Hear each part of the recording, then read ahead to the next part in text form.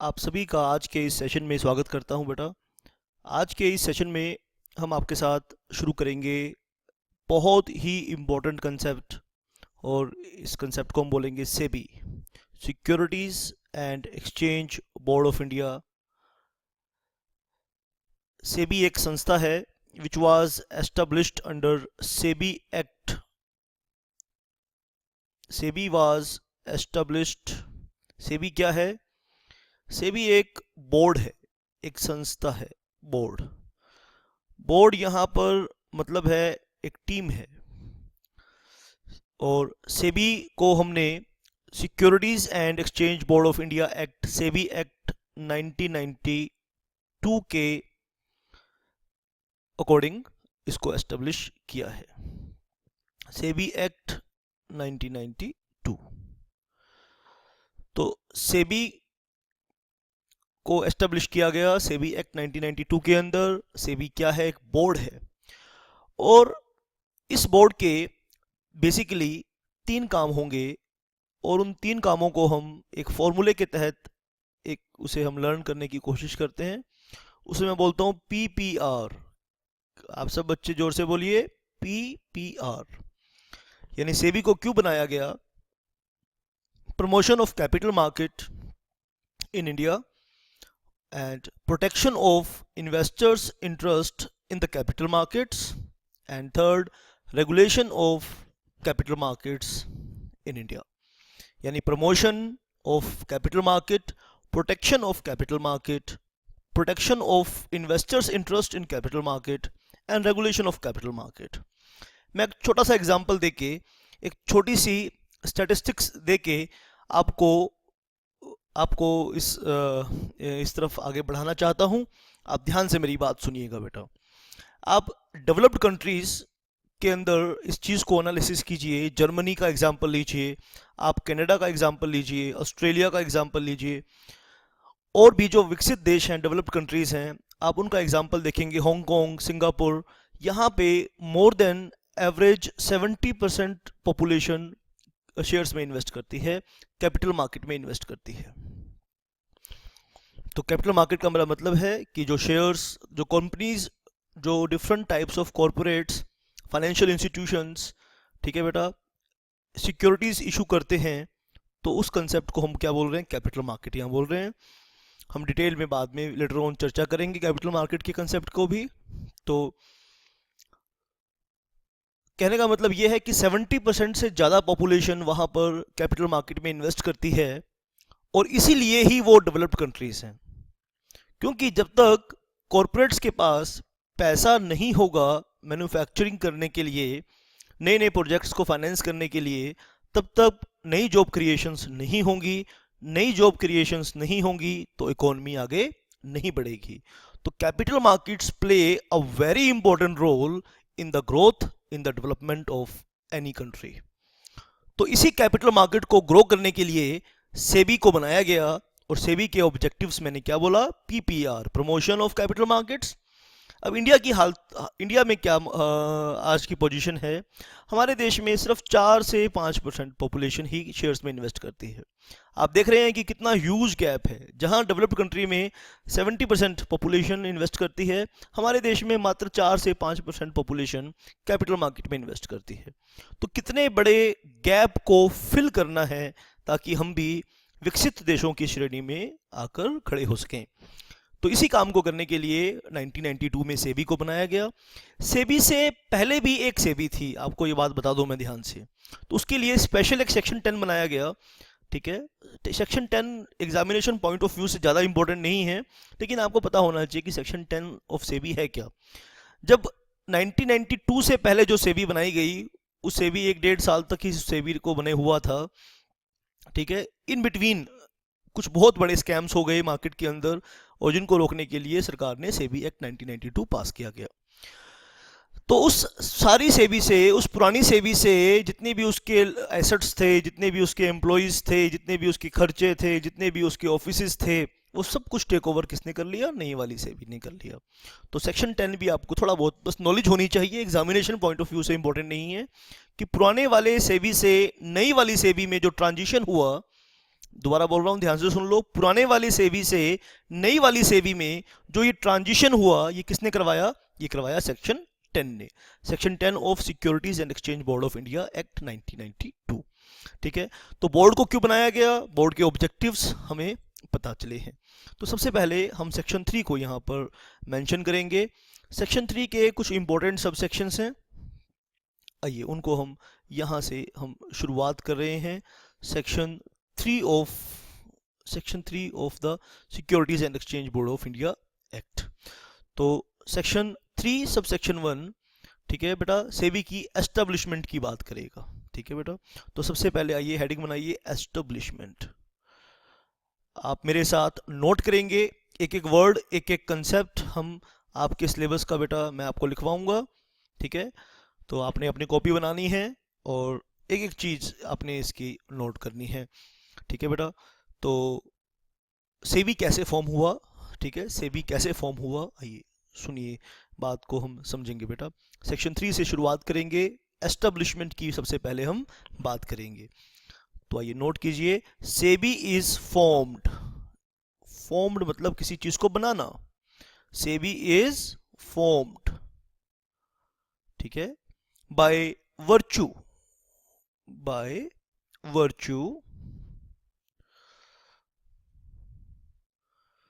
Of a notification, यानी एक notification से सेबी का गठन हो गया, सेबी फॉर्म में आ गया। और आते ही सेक्शन 10 ने क्या कहा, आते ही इसने पुराने वाले सेबी को हाईजैक कर लिया, पुराने वाले सेबी के सभी एसेट्स, सभी लाइबिलिटीज इस सेबी के एसेट्स और लाइबिलिटीज मान लिए गए। By notification of the central government, आप नोट कीजिए बेटा, of the notification of the central government, शाबाश। सेंट्रल गवर्नमेंट को आपने एग्जाम में सीजी नहीं लिखना है, अनऑथराइज्ड एब्रीविएशन से मार्क्स करते हैं, बाय द सेंट्रल गवर्नमेंट। ठीक है, आपने ध्यान से इसे नोट करना है। अंडर सेक्शन 3 सब सेक्शन 1, तो सेक्शन 3 सब सेक्शन 1 ने, ठीक है, में जो सेंट्रल गवर्नमेंट का नोटिफिकेशन है उससे सेबी फॉर्म हुआ। ठीक है बेटा, और सेबी ने जो सेबी का एस्टेब्लिशमेंट होते ही, तो मैंने क्या बताया कि पुराने वाले सेबी को इसने, शाबाश, इसने क्या कर लिया, टेक ओवर कर लिया। आप इस बात को यहाँ पे मेंशन कर सकते हैं, चलिए बेटा आप इस बात को मेंशन यहाँ पर कर सकते हैं। SEBI constituted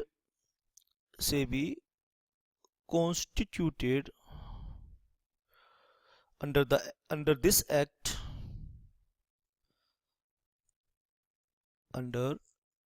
this act, will take over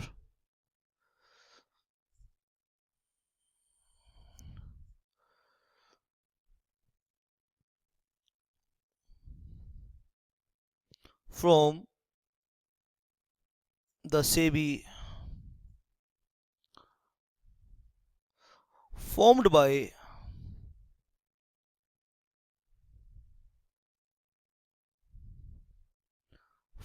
by a resolution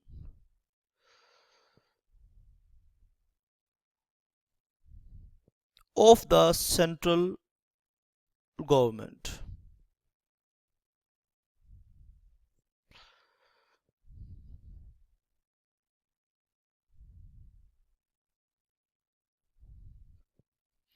In Department of Economic Affairs.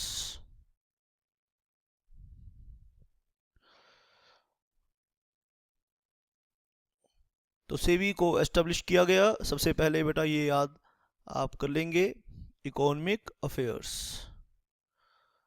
Note कर लीजिए बेटा, इकोनॉमिक अफेयर्स। तो SEBI is formed by virtue of notification, SEBI शुरू में सेंट्रल गवर्नमेंट के एक नोटिफिकेशन से एग्जिस्टेंस में आया और आते ही इसने पुराने वाले सेबी को टेक ओवर कर लिया, उसके सारे एसेट्स, सारे एम्प्लॉयज, सारे खर्चे, सारे ऑफिसेज, सारी प्रॉपर्टीज जो पुराने सेबी की थी वो नई सेबी को दे दी गई। ठीक है बेटा, आइए अब हम करेंगे सेक्शन 3 सब सेक्शन 2। सेबी को क्या स्टेटस क्या दिया नोटिफिकेशन ने? शाबाश, आओ इसको हम नोट करेंगे। मेरे साथ साथ बेटा आपने नोट करना है। सेक्शन 3 सब सेक्शन 2 क्या बोलता है? SEBI shall be a body corporate. SEBI shall be a body corporate. अब ये सेबी बॉडी कॉर्पोरेट है, ये किसने बोला? सेबी एक्ट ने बोला। ऐसे ही कंपनी के लिए कंपनीज एक्ट 2013 कहता है कि company is a body corporate. तो वैसे ही ठीक जैसे कंपनीज एक्ट एक कंपनी को बॉडी कॉर्पोरेट बनाता है, ठीक वैसे ही सेबी एक्ट ने सेबी को बॉडी कॉर्पोरेट बना दिया। जैसे competition act competition commission of India को बॉडी कॉर्पोरेट बनाता है, ठीक वैसे ही सेबी एक्ट ने सेबी को बॉडी कॉर्पोरेट बना दिया। जैसे एलआईसी एक्ट एलआईसी को एक बॉडी कॉर्पोरेट बनाता है, ठीक वैसे ही सेबी एक्ट ने सेबी को बॉडी कॉर्पोरेट बना दिया। तो आपको ये बात पता होना चाहिए कि बॉडी कॉर्पोरेट को बनाने के लिए दो तरीके हैं। या तो उसे कोई जनरल एक्ट जैसे कंपनीज एक्ट उसे बॉडी कॉर्पोरेट बोल रहा है, या कोई स्पेशल एक्ट उसे बॉडी कॉर्पोरेट बोल रहा है। तो SEBI shall be a body corporate.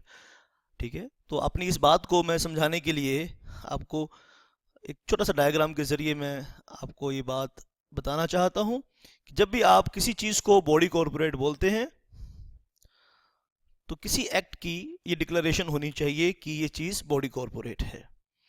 ठीक है, पार्टनरशिप बॉडी कॉर्पोरेट क्यों नहीं है? क्योंकि पार्टनरशिप एक्ट जब 1932 पढ़ते हो तो पार्टनरशिप एक्ट ने ये कहा ही नहीं कि पार्टनरशिप बॉडी कॉर्पोरेट है, इसीलिए पार्टनरशिप बॉडी कॉर्पोरेट नहीं है। ये भी एग्जाम में इंटरव्यू में किसी से पूछा कि पार्टनरशिप क्यों बॉडी कॉर्पोरेट नहीं है। मेरा कोई स्टूडेंट बता रहा था कि सर मुझसे ये क्वेश्चन पूछा गया तो मैं बता नहीं पाया। अच्छा भाई, तुम इतने से सिंपल से क्वेश्चन को जवाब नहीं दे पाए। मैंने कहा भाई देखो, क्योंकि पार्टनरशिप एक्ट जैसे पार्टनरशिप को कहां कॉन्स्टिट्यूट करते हो? पार्टनरशिप एक्ट में कॉन्स्टिट्यूट करते हो। तो क्या पार्टनरशिप एक्ट पार्टनरशिप को बॉडी कॉर्पोरेट बोलता है? नहीं बोलता। तो इसीलिए पार्टनरशिप बॉडी कॉर्पोरेट नहीं है। क्या कंपनी को कंपनीज एक्ट बॉडी कॉर्पोरेट बोलता है? जी हां, बोलता है। तो इसीलिए कंपनी फिर एक बॉडी कॉर्पोरेट है। तो बॉडी कॉर्पोरेट बोल लीजिए या कॉर्पोरेट बोल लीजिए। ठीक है, तो बॉडी कॉर्पोरेट किस तरह से कॉन्स्टिट्यूट होता है? तो बॉडी कॉर्पोरेट किस तरह से कॉन्स्टिट्यूट होता है? By a declaration. और डिक्लेरेशन किसकी डिक्लेरेशन ऑफ लॉ, राइट बेटा। और लॉ स्पेशल भी हो सकता है और जनरल भी हो सकता है। ठीक है, लॉ एक स्पेशल एक्ट भी हो सकता है। ठीक है, एक स्पेशल एक्ट भी हो सकता है और एक जनरल एक्ट भी हो सकता है। स्पेशल एक्ट का एग्जांपल आपको देना चाहूं, जैसे सेबी, जैसे एलआईसी, जैसे सीसीआई। तो इनको कॉन्स्टिट्यूट करने के लिए गवर्नमेंट ने अलग अलग कानून पास कर रखे हैं, स्पेशल कानून बनाए हुए हैं। और जनरल एक्ट की बात करूं तो सबसे बेहतर जनरल एक्ट आप जो पढ़ते हैं वो कंपनीज एक्ट 1956 को। ठीक है, अब बच्चे ने क्वेश्चन किया, सर कंपनीज एक्ट 1956 को जनरल क्यों बोल रहे हो, और सेबी एक्ट को, एलआईसी एक्ट को और सीसीआई कंपटीशन एक्ट को आप जनरल एक्ट स्पेशल एक्ट क्यों बोल रहे हो? क्योंकि मेरे भाई सेबी के थ्रू केवल सेबी बनी, यानी केवल सेबी को बनाने के लिए सेबी एक्ट पास किया गया। एलआईसी को बनाने के लिए एलआईसी एक्ट पास किया गया। ठीक है, सीसीआई को बनाने के लिए कंपटीशन एक्ट पास किया गया। इसीलिए हम सेबी एक्ट को, एलआईसी एक्ट को और कंपटीशन एक्ट को स्पेशल एक्ट बोल रहे हैं। लेकिन बेटा कंपनीज एक्ट को बनाने के लिए तो कंपनीज में तो लाखों कंपनीज रजिस्टर्ड हो चुकी हैं और होंगी। कंपनीज एक्ट में तो लाखों कंपनीज रजिस्टर्ड हो गई हैं।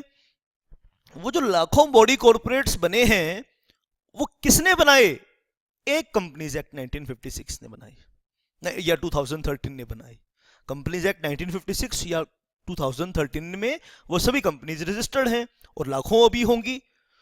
तो जो चीज एक से ज्यादा के लिए बनाई जाए उसे हम कह रहे हैं जनरल, और जो चीज स्पेशल एक के लिए बनाई जाए उसे हम क्या बोल रहे हैं जी? स्पेशल। तो this is the difference between general act and special act. तो सेबी वाज कॉन्स्टिट्यूटेड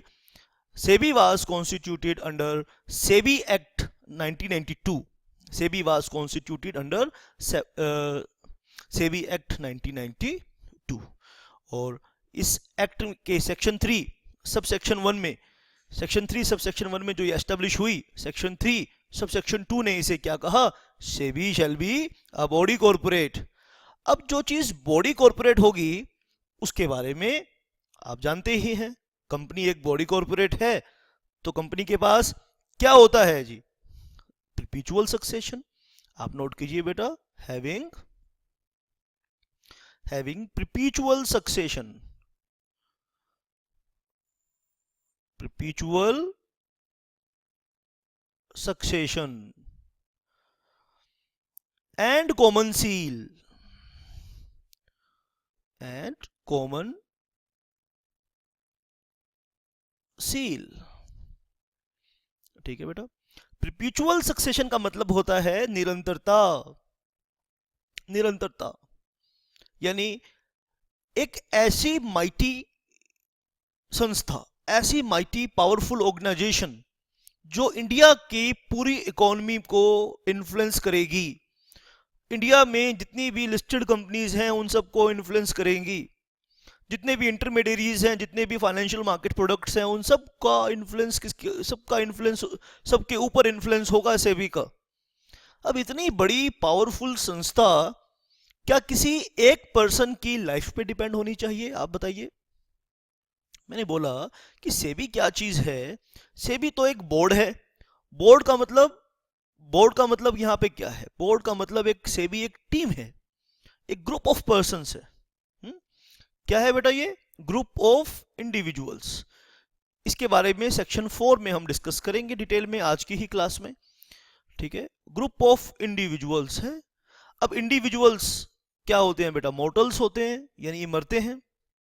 ठीक है, तो 1992 से आप सेबी की वेबसाइट पर जाएंगे, सेबी की ऑफिशियल वेबसाइट पर जाएंगे तो अभी प्रेजेंट कौन कौन सेबी के मेंबर्स हैं और कभी कौन कौन इसके सारे चेयरमैन हैं। तो आइए मैं कोशिश करता हूं कि मैं आज के क्लास में ही आपको सेबी की वेबसाइट दिखाऊं। चलिए, तो हम यहाँ कोशिश करते हैं बेटा कि मैं सेबी की वेबसाइट आपको दिखा पाऊं। आइए, चलिए मैं आपको ले चलता हूं सेबी की वेबसाइट पर। तो यहाँ पे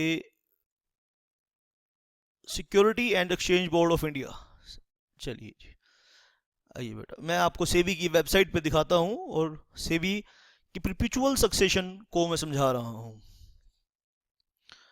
आप देखिए बेटा, ये है सेबी की वेबसाइट। ये सेबी की वेबसाइट का होम पेज है। ठीक है, तो आपको ये नज़र आ रहा होगा।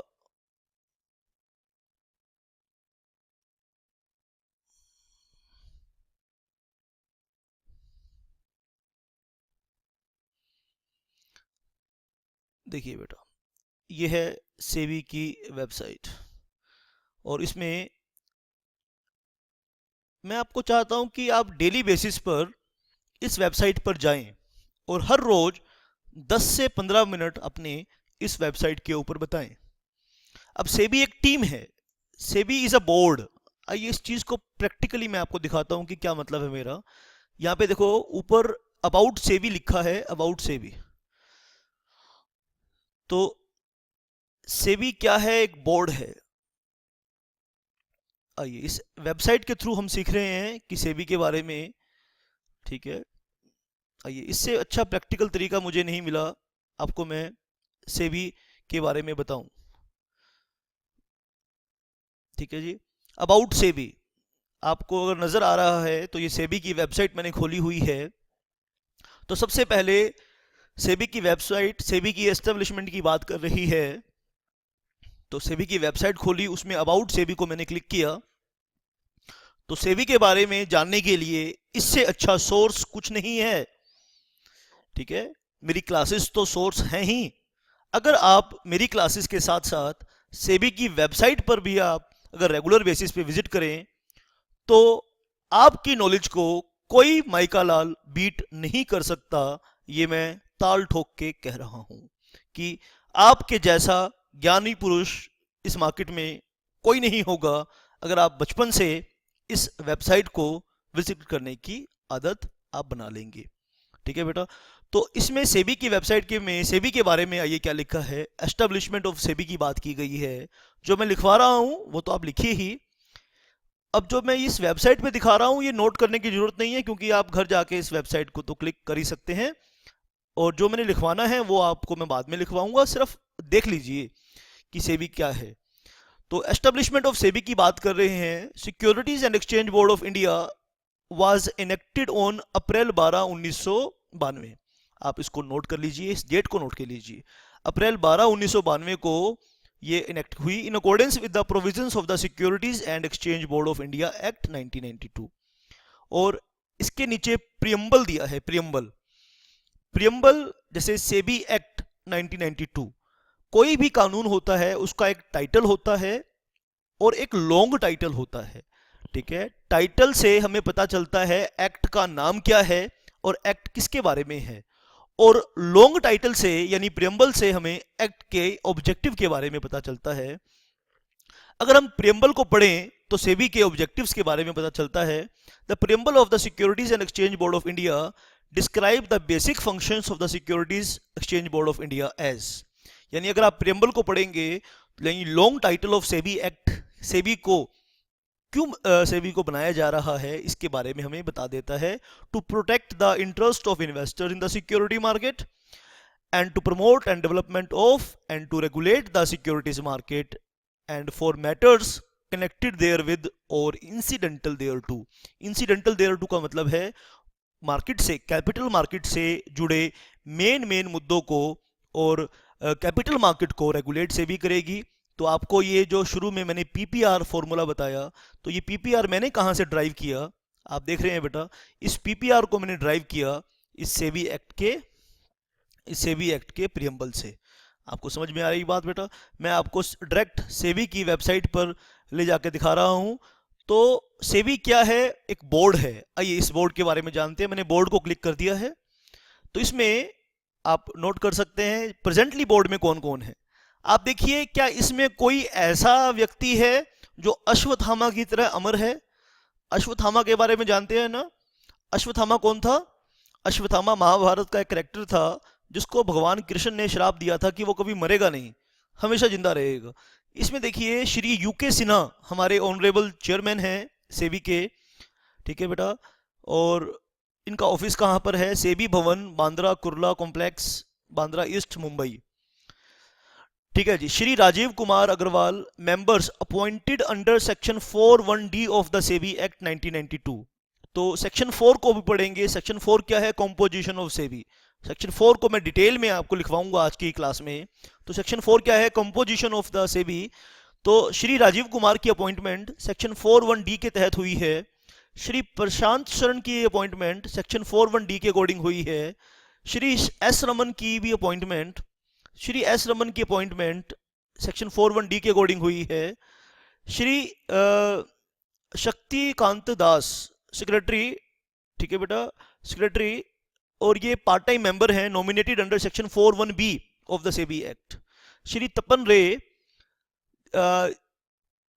ही is nominated under section 41B of the SEBI act 1992। Shri R Gandhi, part time member appointed under clause 41C of the SEBI act. इसके अलावा Shri Arun P Sathi, part time member appointed under section 41C of the SEBI act. तो मैंने ये मेन इनके मेंबर्स के बारे में आपको बताया। All of these members are individuals. Individual का मतलब है नेचुरल पर्सन। ये सब कौन है? इंडिविजुअल्स हैं। यानी परपेचुअल सक्सेशन है सेबी का, यानी इनमें से कोई मेंबर अगर रिजाइन देके चला जाए, इनमें से कोई मेंबर खुदा को प्यारा हो जाए, भगवान को प्यारा हो जाए, इस दुनिया से चला जाए, तो सेबी सेबी सीज नहीं होगी। जैसे पार्टनरशिप में पार्टनर के मरते ही पार्टनरशिप सीज हो जाती है, ऐसे ही सेबी में मेंबर के मरते ही या चेयरमैन के मरते ही सेबी सीज नहीं होगी। ठीक है, सेबी तो निरंतर चलती रहेगी। तो सेबी के इस बोर्ड के बारे में बताया बेटा। तो आने वाले सेशंस में मैं इस वेबसाइट के बारे में और इम्पोर्टेंट बातें क्या क्या आपको इस वेबसाइट पे मिल सकता है, ठीक है बेटा, तो इस सब के बारे में हम चर्चा करेंगे आने वाले टाइम में। आइए अब पहले हम एग्जामिनेशन पॉइंट ऑफ व्यू से चर्चा कर लें। ठीक है, हम एग्जामिनेशन पॉइंट ऑफ व्यू से चर्चा कर लें। हम सेक्शन 3 को हम लिख रहे थे, और मैं आपसे ऐसी उम्मीद रखता हूं, मैं आपको ऐसे ऐसे सोर्सेज बताऊंगा जहां से आप एक महापुरुष बन सकते हैं, एक बहुत ही कामयाब प्रोफेशनल, बहुत ही पावरफुल प्रोफेशनल बन सकते हैं। आपको मैं ऐसे ऐसे सोर्सेज अपनी क्लासेस में दिखाता रहूंगा, आपकी तरक्की के लिए, आपकी वैल्यू एडिशन के लिए। SEBI shall be a body corporate having perpetual succession and common seal. अब सेबी के पास बॉडी कॉर्पोरेट है, तो सेबी के पास कॉन्ट्रैक्चुअल कैपेसिटी है। अगर सेबी किसी कॉन्ट्रैक्ट को एग्जीक्यूट करेगी, किसी एम्प्लॉय को अपॉइंट करेगी या किसी प्रॉपर्टी को खरीदेगी, और वहां पे सेबी के सिग्नेचर चाहिए होंगे, तो वहां कॉमन सील से हम सेबी के कॉन्ट्रैक्ट्स एग्जीक्यूट हो पाएंगे। तो जो भी बॉडी कॉर्पोरेट हो उसके पास कॉमन सील होती है, जो भी बॉडी कॉर्पोरेट हो उसके पास परपेचुअल सक्सेशन होती है। ठीक है बेटा, एंड आगे हम चलेंगे बेटा। It shall have power. SEBI के पास कौन कौन सी पावर और रहेंगी, ठीक है, जो किसी भी बॉडी कॉर्पोरेट के पास होती हैं। ठीक है, अब स्पेसिफिक पावर की बात नहीं कर रहे, स्पेसिफिक पावर्स की बात करेंगे सेक्शन 11 में। इट शैल हैव पावर्स, ठीक है, आप नोट करेंगे, it shall have powers, note करेंगे। देखो बुक में लिखा है, सही बात है, आपकी बुक में लिखा है, लेकिन नहीं बेटा, आप क्लासेस में नोट करेंगे जो जो इंपॉर्टेंट पॉइंट, रजिस्टर भी बनाएंगे। और इन्वॉल्वमेंट से, लिखने से क्या होगा बेटा, आपकी इन्वॉल्वमेंट बढ़ती है, और इन्वॉल्वमेंट से ही लर्निंग होती है। आप मेरे पीछे बोलो लर्निंग, शाबाश, नहीं सब बच्चे मेरे पीछे बोलोगे तो देखो एक फॉर्मूला आपको बता रहा हूं, आप बोल के उसको सुनो। Learning, real learning comes through active participation. Learning active participation से आती है। जब तक आप किसी कंसेप्ट में एक्टिवली पार्टिसिपेट नहीं करेंगे, आपको कभी भी लर्निंग नहीं आ सकती। इट शैल हैव पावर्स, आइए नोट कीजिए बेटा क्या क्या पावर्स हैं। It shall have powers to, it shall have powers to, ठीक है बेटा, इन्हें हम डिफरेंट क्लोजेस में बता देंगे। टू एक्वायर,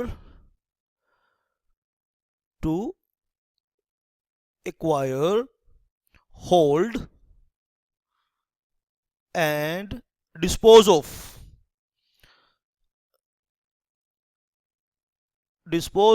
both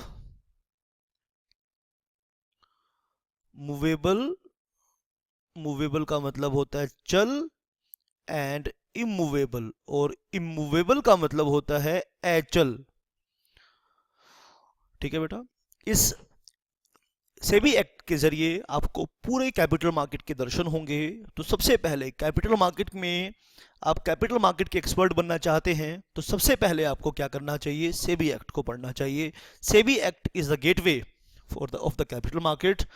तो कोई भी आप different types of professional courses आप करते हैं आज की डेट में, तो कोई भी प्रोफेशनल कोर्स आप इस मार्केट से, कॉमर्स से रिलेटेड आप कर रहे हैं, तो अगर आप कैपिटल मार्केट के सब्जेक्ट को, कैपिटल मार्केट के कंसेप्ट को एक्सपर्टीज करना चाहते हैं, तो सेबी इज़ अ गेटवे। तो किसी भी पर्सन को, ठीक है, जो आया है इसमें, इस फील्ड में आया है, इस खेत में आया है, इस रास्ते पर आया है, तो सबसे पहले उसे कंपनीज एक्ट 2013 के साथ सेबी एक्ट पढ़ लेना चाहिए। इसीलिए आपके इंस्टीट्यूट ने इसे कंपनीज एक्ट के साथ आपको पढ़ाया जा रहा है, ताकि कंपनीज एक्ट के साथ साथ आप सेबी एक्ट के महारथी भी बन जाएं। To acquire, hold and dispose of both movable and immovable properties। ठीक है, तो सेबी चल और अचल संपत्ति अर्जित एक्वायर कर सकती है, यानी खरीद सकती है, उन्हें होल्ड कर सकती है और उन्हें, ठीक है, बेच भी सकती है। डिस्पोज ऑफ का मतलब है बेच सकती है, उनके ऊपर लोन वगैरह भी ले सकती है। आइए बेटा आगे बढ़ेंगे और सेबी के पास जनरल पावर्स की बात कर रहे हैं बेटा, ठीक है। और सेबी के पास क्या क्या पावर हैं, आइए नोट कर लीजिए। सेबी क्या कर सकती है, सेबी, उन सब बातों को हम यहाँ पर डिस्कस कर रहे हैं, ठीक है। हमने पढ़ा सेक्शन 3 सब सेक्शन 2, आप सबने नोट किया। SEBI shall be a body corporate having perpetual succession and common seal. It have powers to acquire, hold and dispose of both movable and immovable properties. और बी पॉइंट इसका हम note कर लेंगे बेटा, शाबाश। सेबी के पास पावर्स हैं टू कॉन्ट्रैक्ट, यानी सेबी कॉन्ट्रैक्चुअल कैपेसिटी है, सेबी कॉन्ट्रैक्ट कर सकती है अपनी ज़रूरतों के हिसाब से। सेबी को कोई सेबी को इस मार्केट को रेगुलेट करना है तो सेबी को बहुत सारे एम्प्लॉयज़ अपॉइंट करने पड़ते हैं, बहुत सारे ऑफिसेज मेंटेन करने पड़ते हैं। तो इसलिए एक्ट का सेक्शन 3 सब सेक्शन 2 सेबी को कॉन्ट्रैक्ट करने की कैपेसिटी दे रहा है। जब कोई पर्सन प्रॉपर्टी एक्वायर करता है, होल्ड करता है, बेचता है, तो मार्केट को रेगुलेट करने में, इन्वेस्टिगेट करने में बहुत सारे डिस्प्यूट्स क्रिएट होंगे, ठीक है। अगर सेबी को किसी को केस फाइल करना है तो सेबी अपने नाम से करेगा, टू स्यू, यानी सेबी के पास सिविल प्रोसीडिंग यानी सिविल सूट फाइल करने की पावर है, ठीक है बेटा। सिविल और क्रिमिनल दोनों टाइप ऑफ केसेस फाइल करने की सेबी के पास पावर है। To sue and to be sued, यानी अगर कोई पर्सन सेबी के डिसीजन से एग्रीव्ड है या किसी को सेबी के ऊपर केस फाइल करना है तो वो सेबी के नाम से, मिस्टर सिन्हा जो चेयरमैन हैं उनके नाम से केस फाइल नहीं होगा या किसी ऑनरेबल मेंबर के नाम से केस फाइल नहीं होगा। सेबी केस फाइल करेगी अपने नाम से करेगी, सेबी के ऊपर केस फाइल होगा तो वो सेबी के नाम से ही होगा, ठीक है बेटा। तो हमने अब तक क्या सीखा, हमने सेबी के बारे में, हमने सेबी के एस्टेब्लिशमेंट की बात सीखी हमने, और हमने सेक्शन 3 सब सेक्शन 2 में हमने सीखा कि SEBI is a body corporate, ठीक है। आइए अब एक हम तीसरा पॉइंट इसमें हम नोट करेंगे कि सेबी लोकेट कहाँ करती है, लोकेशन ऑफ सेबी, ठीक है। तो अभी आपने चेयरमैन वगैरह के एड्रेस देखे तो उससे आपको ये बात समझ में आ जानी चाहिए। तो लोकेशन की बात करेंगे, आप वेबसाइट पर सारे इसके ऑफिस के एड्रेस वहाँ ढूंढेंगे। लोकेशन के बारे में बात करेंगे तो यहाँ पर सेक्शन 3 सब सेक्शन 3 यूज़ हो रहा है एंड सेक्शन 3 सब सेक्शन 4, दोनों ही सब सेक्शन में ये बात की गई है। The head office of the SEBI shall be at Mumbai, ठीक है। तो फाइनेंशियल कैपिटल है हमारी मुंबई, ठीक है। तो बड़ी बड़ी स्टॉक एक्सचेंजेस जो पूरे कंट्री में हैं वो मुंबई में है, तो इसीलिए सेबी का हेड ऑफिस भी मुंबई में ही रखा गया। द हेड ऑफिस, ठीक है, दिल्ली में भी इसके ऑफिसेस हैं। द हेड ऑफिस ऑफ, आप भी अपने शहर में देखना कहीं सेबी का ऑफिस तो नहीं है, ठीक है। तो हेड ऑफिस ऑफ सेबी, हाँ बेटा आप लिस्ट देख सकते हैं, shall be at Mumbai, shall be at Mumbai. आप वेबसाइट पर जाएंगे तो वहाँ सारी आपको लिस्ट मिल जाएगी। The head office of SEBI shall be at Mumbai. और साथ ही साथ इट में एस्टेब्लिश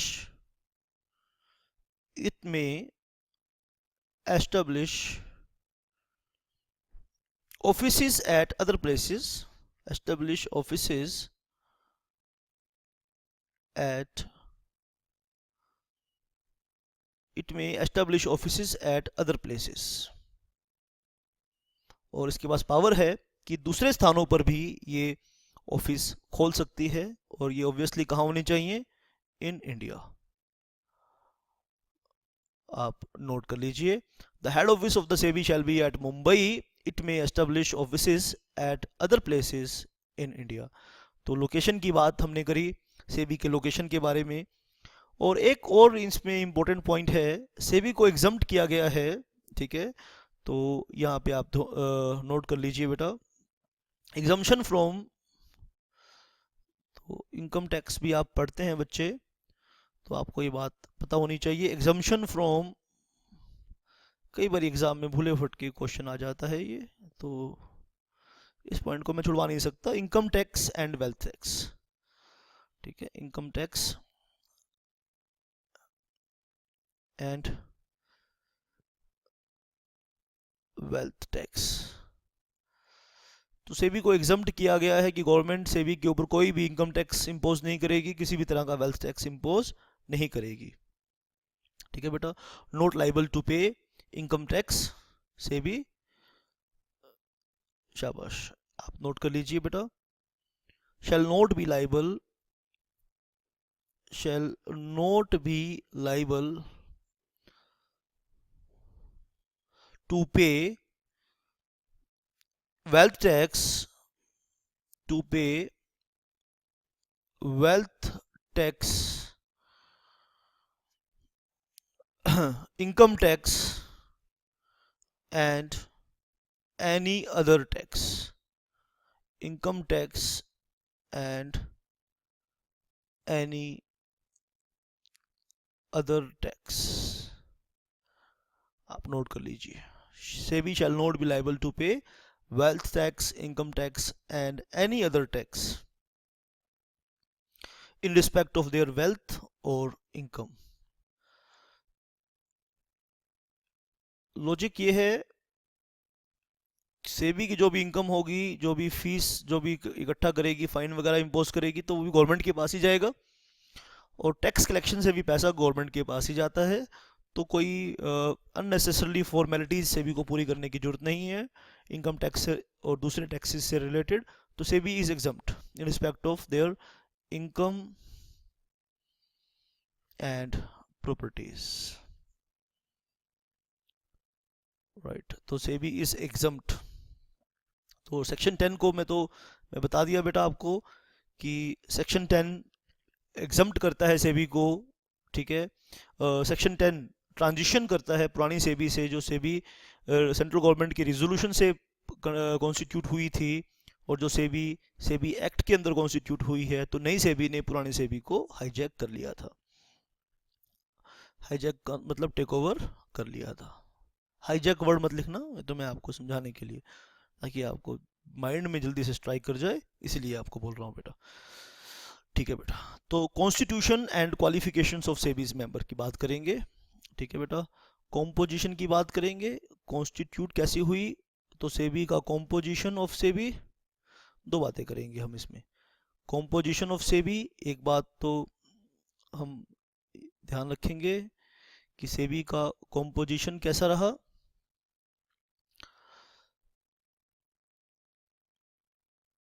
और आइए नोट करिए, और इनके मेंबर्स की क्वालिफिकेशन क्या है।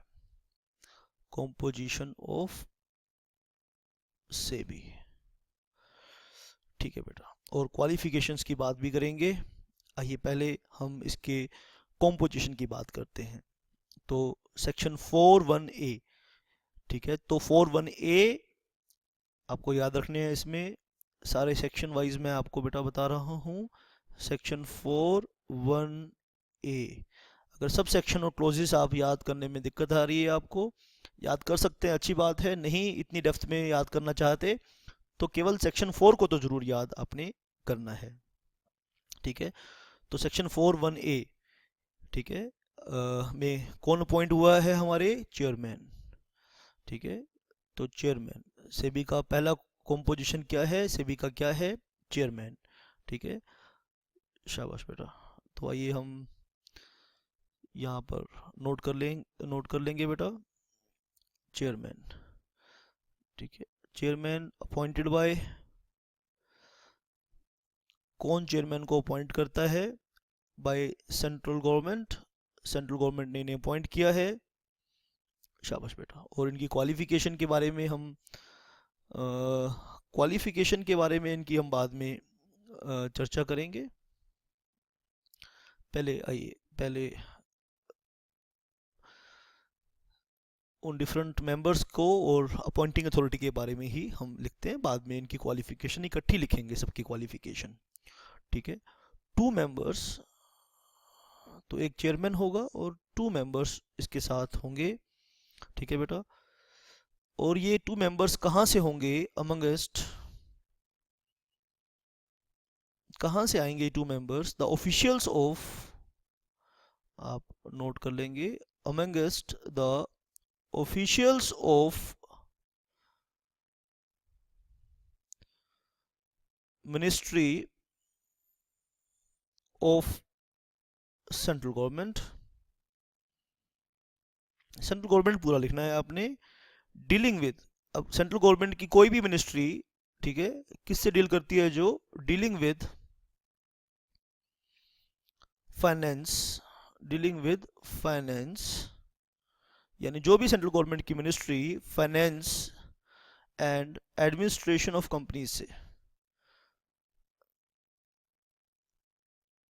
तो एडमिनिस्ट्रेशन ऑफ कंपनीज से, तो हो सकता है कि ये एक ही मिनिस्ट्री के अंदर आते हों, हो सकता है ये अलग अलग मिनिस्ट्रीज के अंदर आते हों। तो एक्ट ने इस चीज़ को नहीं विचार किया है, ये तो हर सेंट्रल गवर्नमेंट की, हर गवर्नमेंट की ये तो मर्जी होती है कि इन दोनों मिनिस्ट्रीज को एक उसमें रखना है, एक मिनिस्टर के साथ रखना है या अलग अलग मिनिस्टर्स के साथ रखना है। तो हर टाइप की, इसको मनमोहन सिंह के टाइम पर कुछ और था और नरेंद्र मोदी जी के टाइम पर कुछ और है। तो डिफरेंट मिनिस्ट्रीज को एक मिनिस्टर के अंदर रखना है या डिफरेंट मिनिस्टर्स के अंदर रखना है।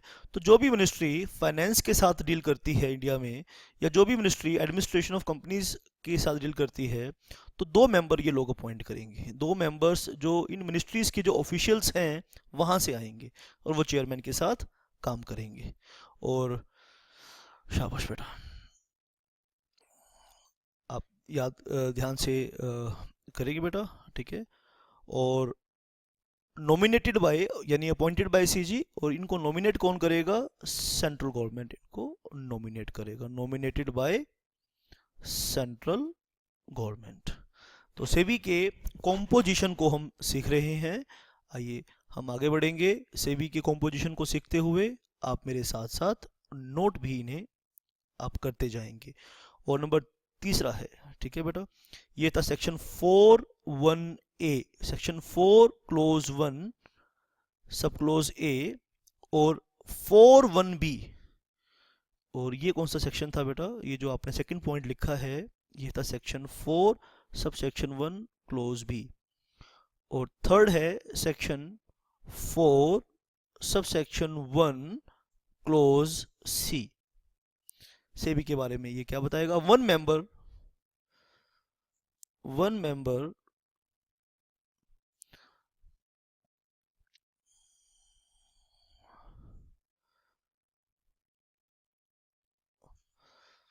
amongst the officials of RBI, one member amongst the official of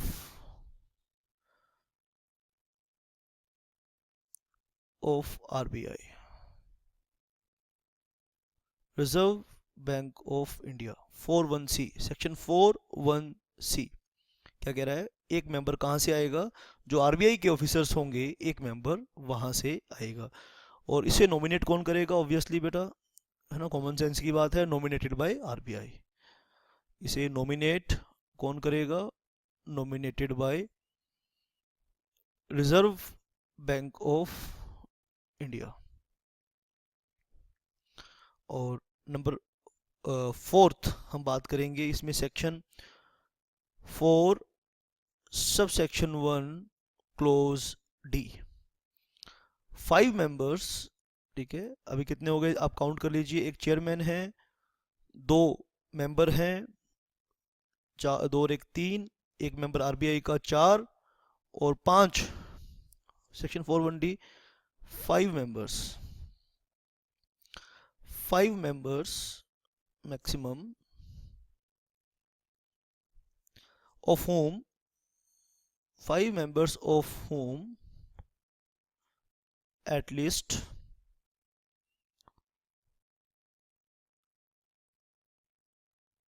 आप नोट कीजिए अच्छे से, at least 3, इन 5 में से 3, at least 3 shall be whole time members, shall be whole time members, और इसमें से 3 मेंबर होल टाइम होने चाहिए, shall be whole time members. और इन्हें कौन अपॉइंट करेगा? Appointed by central government, appointed by central government.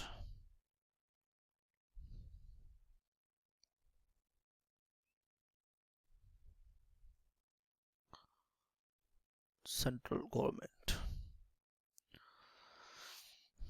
अब हम बात करते हैं कि जी इनकी क्वालिफिकेशन क्या होगी और इनकी स्टैंडिंग क्या होगी। आइए इनकी क्वालिफिकेशन और स्टैंडिंग की बात करेंगे कि कितने लायक ये लोग होने चाहिए, क्या क्या इनके पास एक्सपीरियंस वगैरह होनी चाहिए।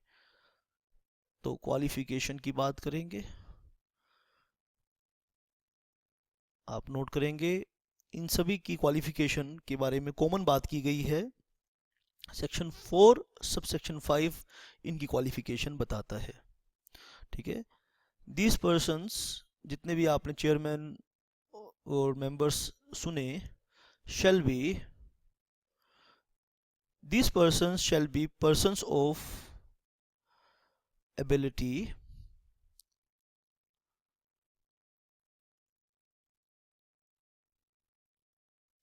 integrity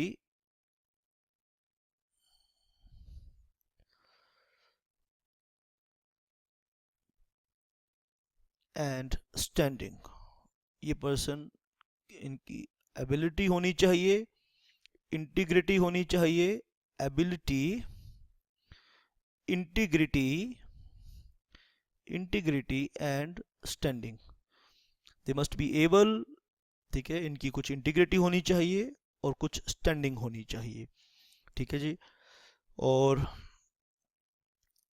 इनके बारे में क्या, इनकी एबिलिटी, इंटीग्रिटी, स्टैंडिंग का मतलब क्या है। ठीक है, यानी इसका मतलब ये है कि हैविंग, इनके पास क्या होना चाहिए, हैविंग कैपेबिलिटी, यानी इनके अंदर क्षमता होनी चाहिए, कैपेबिलिटी इन डीलिंग विद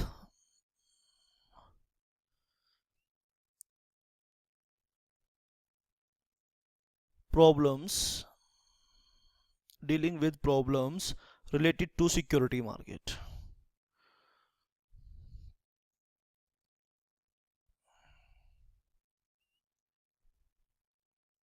यानी सिक्योरिटीज मार्केट से रिलेटेड जो समस्याएं हैं, इन्हें ये ऐसी क्षमता, ऐसी ईमानदारी से, सामर्थ्य के साथ ये कैपिटल मार्केट की प्रॉब्लम्स को निपटारा कर सके। ठीक है जी, पोजेसिंग स्पेशल नॉलेज, इनके पास स्पेशल नॉलेज होनी चाहिए। देखो बेटा, यानी नॉलेज वाले लोग होते हैं ये, तो अगर आप भी नॉलेज एक्वायर करो तो आप भी बेटा पहुंच सकते हो यहाँ तक। पोजेसिंग स्पेशल नॉलेज, यानी इनके पास स्पेशल नॉलेज होनी चाहिए और एक्सपीरियंस होना चाहिए। किस चीज़ की नॉलेज और किस चीज़ का एक्सपीरियंस होना चाहिए? ऑफ लॉ, ठीक है, फाइनेंस, लॉ का, फाइनेंस का, इकोनॉमिक्स, इकोनॉमिक्स का, इनका अकाउंटेंसी। देखो सभी फील्ड के आप एक्सपर्ट हो के नहीं हो ऑलरेडी। एडमिनिस्ट्रेशन, एडमिनिस्ट्रेशन, और इन एनी अदर डिसिप्लिन, और इन एनी अदर डिसिप्लिन जिससे मार्केट का फ़ायदा हो सकता हो, उनकी उस नॉलेज से मार्केट को फ़ायदा मिल सकता हो। और इन एनी अदर डिसिप्लिन, शाबाश, आप नोट करेंगे बेटा, विच, और in opinion, which in opinion of central government shall be useful shall be of the useful to the board, यानी ऐसे मेंबर्स होने चाहिए जिनकी किसी फील्ड में नॉलेज हो और उससे बोर्ड को अपने काम करने में हेल्प मिले। तो इनके पास कैपेबिलिटी होनी चाहिए, हैविंग कैपेबिलिटी होनी चाहिए, क्षमता होनी चाहिए, ठीक है, ठीक है बेटा। इंटीग्रिटी यानी ईमानदारी होनी चाहिए, यानी स्टैंडिंग, और इन्होंने कुछ करके लाइफ में दिखाया हो, कहीं कुछ डिलीवर किया हो, कुछ किसी बड़े काम को करने का इनके पास तजुर्बा हो। और स्पेशल नॉलेज चाहिए किस फील्ड में, लॉ के फील्ड में, क्योंकि कॉर्पोरेट लॉज के साथ डील करना होगा, फाइनेंस के फील्ड में, ठीक है, इन्वेस्टिगेशन वगैरह करनी होगी। सेबी फाइनेंशियल जो गड़बड़ियाँ कंपनियाँ करती हैं उनके अंदर इन्वेस्टिगेशन सेबी को करनी होगी। तो इन्वेस्टिगेशन सेबी तभी कर पाएगी जब सेबी के मेंबर्स के पास फाइनेंस की नॉलेज होगी। इकोनॉमीज़ कैसे चलती हैं इसका नॉलेज होना चाहिए सेबी के मेंबर्स को। अकाउंटेंसी, एडमिनिस्ट्रेशन और इन एनी अदर डिसिप्लिन, या कोई भी और ऐसा डिसिप्लिन जिससे सेबी के काम को सेबी को ऑब्जेक्टिव्स पूरा करने में हेल्प हो, तो ऐसी सभी मेंबर्स के पास क्वालिफिकेशन होनी चाहिए। ठीक है बेटा। तो सेबी की अब हम सेक्शन फोर सबसे पहले जब हम सेक्शन 4 को पढ़ रहे हैं तो सेक्शन 4 सेबी के बारे में बहुत खुल के हमें बातें बताता है। ठीक है। अब ये जो चेयरमैन हैं, ये जो मेंबर्स हैं, ठीक है बेटा, इनके पास सभी चीज़ों को एग्जीक्यूट करने की पावर है, सारे फंक्शंस एग्जीक्यूट ये लोग करेंगे। आइए इसके बारे में सेक्शन 4 सब सेक्शन 2 को यहाँ पे जान लेना बहुत ज़रूरी है। ठीक है बेटा। तो पावर्स ऑफ बोर्ड, तो वो पावर्स क्या क्या होंगी वो तो हम सेक्शन 11 में पढ़ेंगे। आइए, लेकिन इन पावर्स को एग्जीक्यूट कौन करेगा ये बात हमें पता होनी चाहिए, क्योंकि सेबी की ये पूरी टीम है ना। तो क्या सभी, अब इस टीम में चेयरमैन की पोजीशन कितनी पावरफुल है और दूसरे मेंबर्स की पोजीशन कितनी पावरफुल है, और सेबी एज ए बोर्ड उन सब चीज़ों को कैसे एग्जीक्यूट करेगा, तो ये बात आपको पता होनी चाहिए। तो यहाँ पे आप नोट कर लेंगे सेक्शन 4 सब सेक्शन 2 को। तो सेक्शन 4 सब सेक्शन 2 को यहाँ हम नोट करेंगे। The general superintendence, the general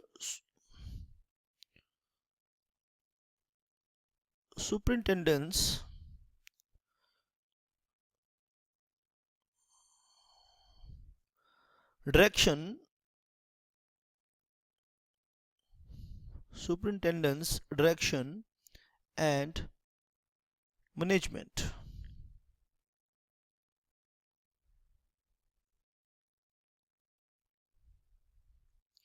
General superintendence, direction and management of affairs of SEBI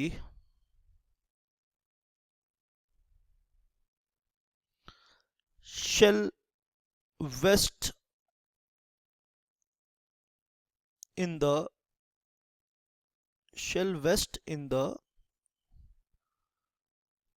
board of members।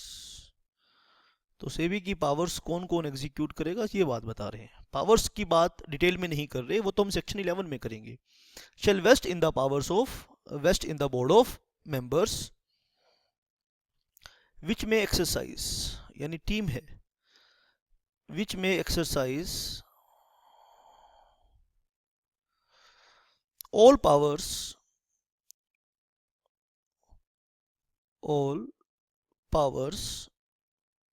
and its functions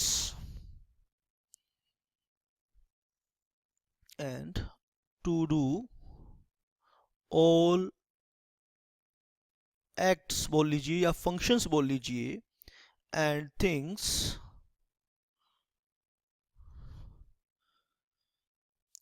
which may be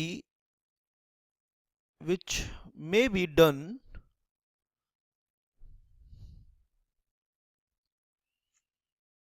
by the board. तो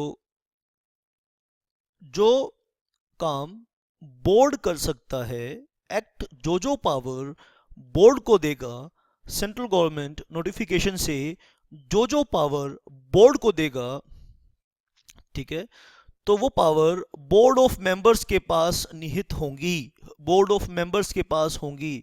यानी board of members उन्हें कैसे करेगा अपनी बोर्ड मीटिंग्स में, यानी सेबी की meetings में उन पावर को एग्जीक्यूट करेगा। तो यहाँ फिर चेयरमैन का क्या रोल है, शाबाश, आओ ये पॉइंट अगला नोट करो। अब समझ में आया है तो बोर्ड ऑफ मेंबर्स की बात। The chairman shall also have the chairman shall also have all the powers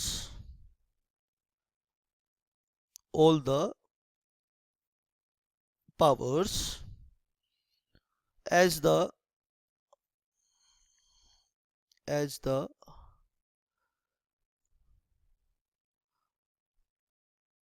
board of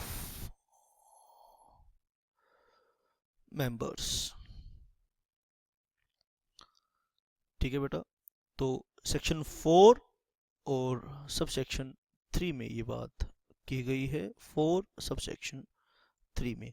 तो चेयरमैन के पास भी वो सब पावर्स होंगी, ठीक है बेटा, जो पावर बोर्ड के पास हैं। तो पहले बोला कि एक्ट जो पावर्स सेबी की बताएगा वो बोर्ड एग्जीक्यूट कर सकता है, बोर्ड मिलकर एग्जीक्यूट कर सकता है। और सेक्शन 4 सब सेक्शन 3 ये बता रहा है कि वो पावर चेयरमैन भी एग्जीक्यूट कर सकता है। तो लास्ट लाइन को आप ये ध्यान से नोट कर लीजिए, the chairman shall have all the powers as the board of members. और बोर्ड ऑफ मेंबर्स की सभी पावर चेयरमैन के पास भी रहेगी, ठीक है बेटा। अब ये सवाल उठता है कि ये जो पावर्स हैं ये क्या मेंबर्स, ये जो टीम हमने सेबी की वेबसाइट पर देखा, क्या ये सारे काम ये लोग करेंगे मिलके? नहीं भाई, 10,000 अराउंड 10,000 लिस्टेड कंपनीज को ये छोटी सी टीम, ये 9 लोगों की टीम कैसे मैनेज करेगी? तो सेबी के पास एम्प्लॉइज को अपॉइंट करने की भी पावर है।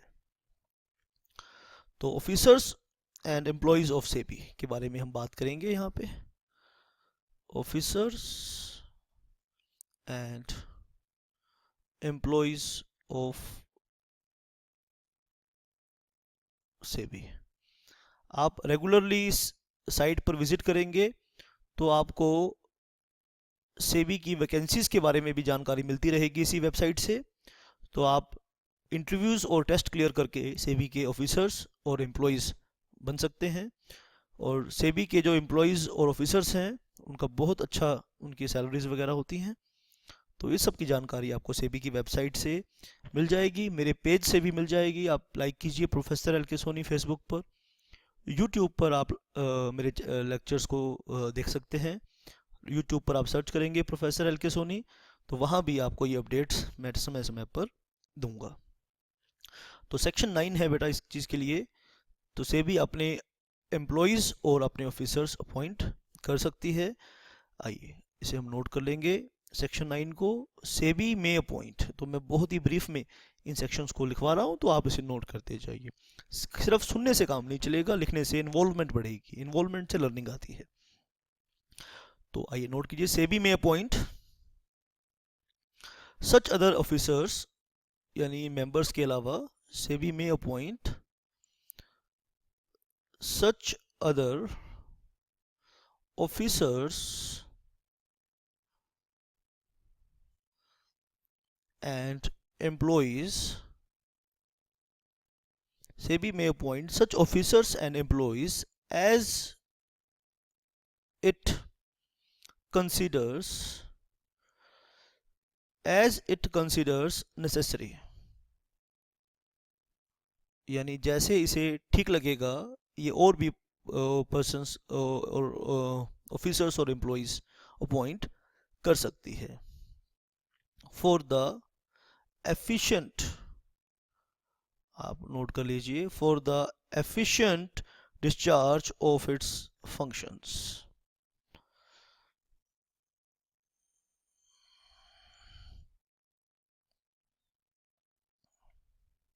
For the efficient discharge of its functions under the act. Section 11 पढ़ेंगे तो वहां उन सभी फंक्शंस को हम डिटेल में नोट करेंगे।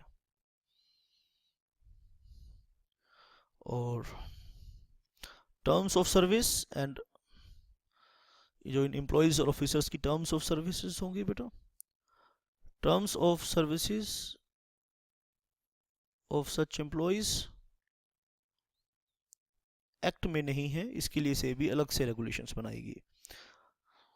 shall be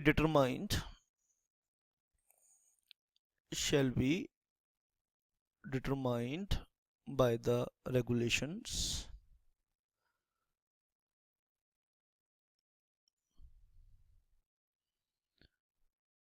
made by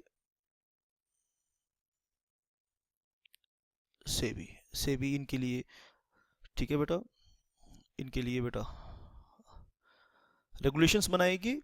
और इसके साथ साथ मैं अभी चाहता हूं कि आप सेक्शन 22 को भी नोट करें।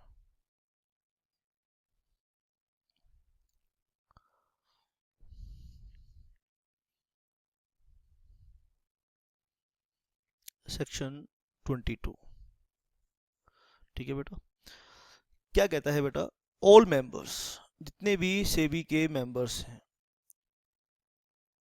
अभी आपने मेंबर्स के बारे में देखा, उनके बारे में प्रैक्टिकली अभी कौन कौन लोग काम कर रहे हैं वेबसाइट पर देखा, आप जाके भी देख सकते हैं। All members, officers and other employees of SEBI, आप नोट कर लेंगे। सेबी के जितने भी मेंबर्स हैं, ऑफिसर्स हैं और एम्प्लॉयज हैं, when acting or purport to act, acting or purport, यानी जब ये कहीं जाएंगे और कहेंगे हम सेबी के लिए काम कर रहे हैं, in pursuance of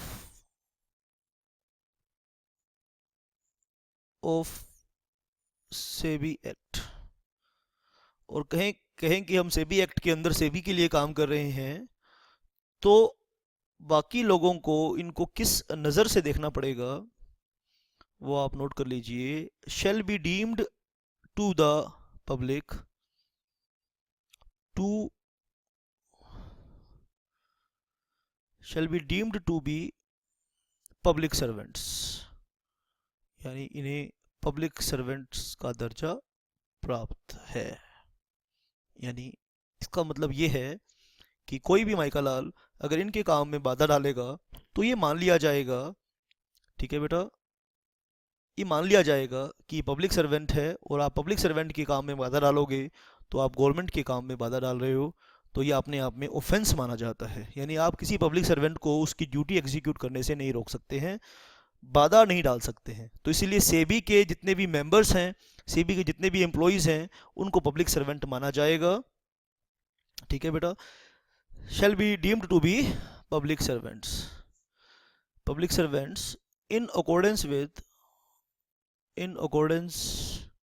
with section 21 of Indian Penal Code, यानी सेबी के ऑफिसर्स को पब्लिक सर्वेंट माना जाएगा, और कोई माइका लाल, ठीक है बेटा, और कोई माइका लाल सेबी के इन कामों को रोक नहीं पाएगा। तो आज के इस सेशन के लिए इतना ही काफ़ी है बेटा, आप इसको नोट करें, लिखें, और कोई भी डाउट हो तो मुझे व्हाट्सएप ज़रूर करें। आप किसी भी प्लेटफॉर्म पर हों, आप मेरे साथ ज़रूर रजिस्टर्ड होना चाहिए, आप मेरे व्हाट्सएप नंबर पर ज़रूर मेरे से कनेक्टेड होने चाहिए। व्हाट्सएप नहीं यूज़ करते तो भी आप मुझे मैसेज कर सकते हैं। मेरा फ़ोन नंबर है 9818050252। Thank you very much.